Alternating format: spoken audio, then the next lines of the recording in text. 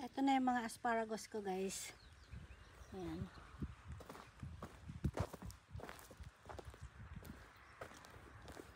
Ito, napakadami.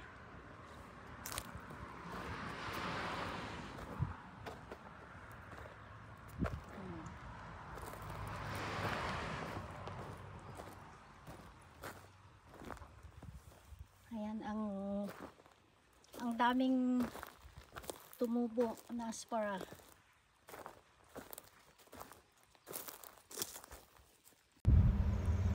Hello guys. So ayan, magha-harvest ako ng tanim kong asparagus.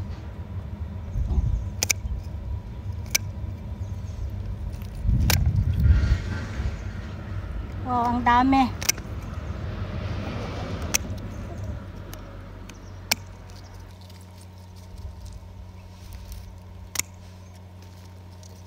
So ayan, ang asparagus. The king of vegetable. Asparagus. Tapos marami pa tayong kukunin. So napakaliit lang tong space na tanim kong asparagus, pero ang daming maha-harvest. Ayan, nasa 5 kilos siguro tong asparagus na maha-harvest ko ngayon. Unang harvest pa lang ito, guys. Pagka binili mo tong 5 piraso na to sa supermarket, nasa 450 yan na. Ayan, matataba. Ayan, so pagkain lang namin to.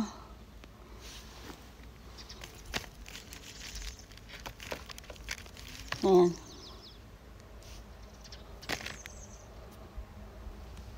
So mag-harvest tayo. Madilim. So madilim po, makulimlim.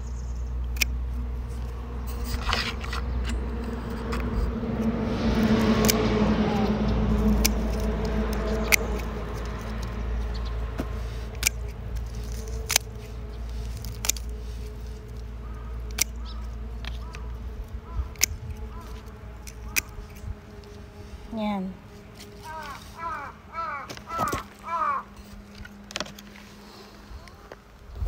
So, 2 puno pa lang ito, guys.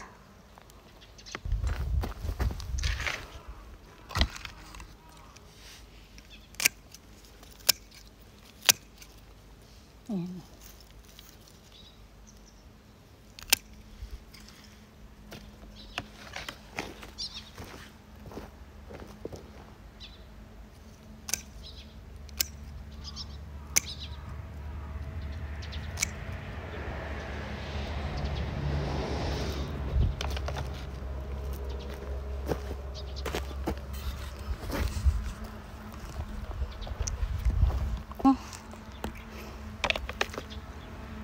So nakakatuwa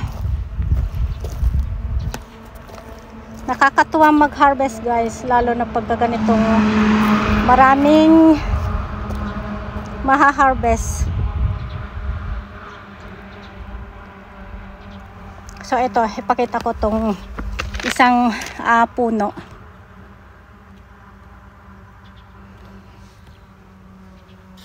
So itong asparagus na to, guys, ayan, isang puno lang to nung tinanim. And then pagka 5 years na, ganito na siya kadami. Ayan, hanggang po dyan. So ganito po yung asparagus. Pagka nagtanim ka ng isang beses, 2 years mo siyang hindi maha-harvestan, and then hanggang 20 years na tuloy-tuloy mo nang ha-harvestan. Pero ang pag-harvest sa ganitong asparagus sa isang taon, isang beses lang. At 2 months silang pwedeng mag-harvest. 2 months or 1.5 months lang. So ayan yung isang puno. So tignan nyo naman guys, marami pang hindi tumutubo. So eto, pagka kinuha mo ito ngayon, araw-araw kang magpipitas. So tutubo, marami pang tutubo dyan. Dito sa parte na to, isang puno lang yan ng asparagus. Ayan. Pagka sobrang init naman, sa isang araw, 2 beses ka magha-harvest. So magha-harvest ka ng umaga, saka magha-harvest ka ng hapon. So itong ganito kalaki, yung isang dangkal ngayon. So mamayang hapon, pagka mainit, ha-harvestin mo na naman itong ganito. So ayan, napakadami naming asparagus. So pagkain lang namin ito. Ayan.